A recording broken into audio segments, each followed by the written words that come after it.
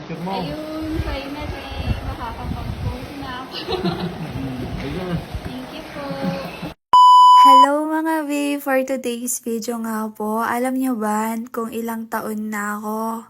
21 po. Tapos akalain mo yon hindi pa ako nakakapag-vote kasi nga po ayun, hindi pa ako nakalestro. Kaya naman, for today's video, isamahan nyo ko. Hoy, bali pagkagising ko pala, ayan, papunta na ako niyan kila nanay ko. Tapos ayun, sakto, pagkadating ko po sa bahay, wala po sila nanay tsaka tatay ko, kundi yung mga kapatid ko lang po yung andoon. Tapos inuutosan ako ng kapatid ko na lalaki na magpalistro daw ako sa may plaza kasi meron daw doon. Kaso hotik lang kasi kakarating ko lang sa bahay, kakarating ko lang doon. Tapos inuutusan na naman ako pabalik dito kung saan ako nanggaling. Kasi yung sa pinagtutulugan ko po kasi malapit po dito sa may plaza. Eh sakto yung pinagpapaanohan nung listro ay dun sa may plaza. Tapos ayun, syempre, binaliwala ko yung kapatid ko. Hoy, kapatid ko yun no? Tapos nung dumating na sila tatay ko, tsaka nanay ko, doon, nagsumbong yung kapatid ko. Hindi na ako nakaano doon kasi tatlo na sila na like inaano talaga nila na pumunta ako sa plaza, magpalistro ako, ganyan, para makapag-vote na daw ako sa susunod, para meron na daw akong matanggap. Hoy, anong matanggap di?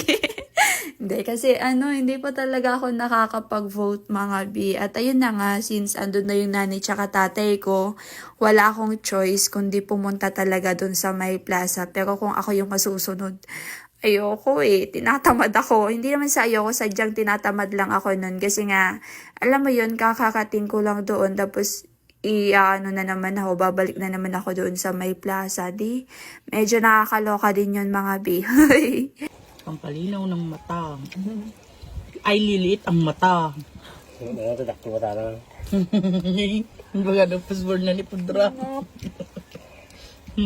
Ito magtuwo. Lalo no, biglang Biglang nakita. kita ko sa phone. Wambang, nagdokam.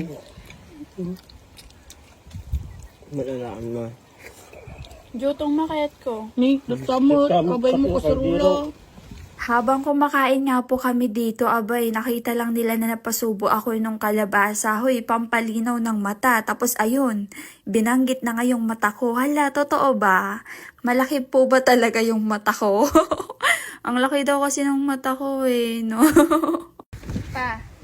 So, ayun na nga mga B, nakalestro na ako. Pwede na akong mag-vote. Hoy, gusto mo ba i-vote kita sa susunod na eleksyon? Sa susunod, di ba, mararanasan ko na din.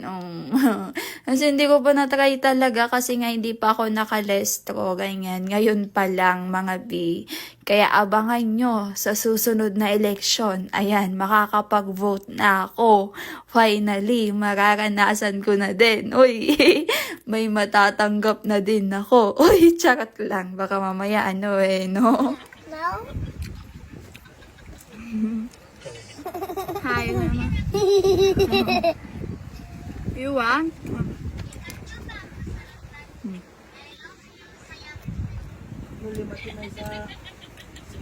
Sarap, bebe? Yummy! Baka yun. Punta sa ba? Gusto mo baby atawan? Ha? Gusto. Ha? Ibusog. No ba? Gusto mo ba, guys? Gusto mo, guys? Gusto nyo ba guys? Kanam? Gusto mo ba, guys? Nakikita ang tuwan ko. Ang cute ko.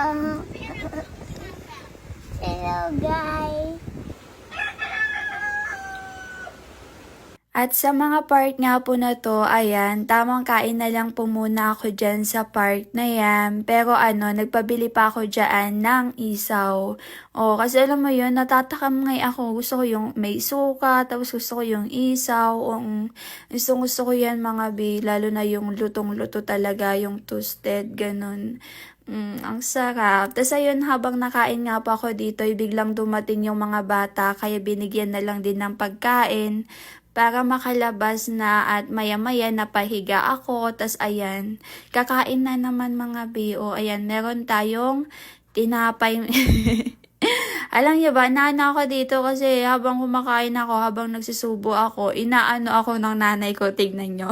Juan?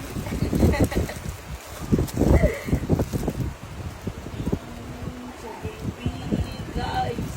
Laki pala ng kumang mga guys.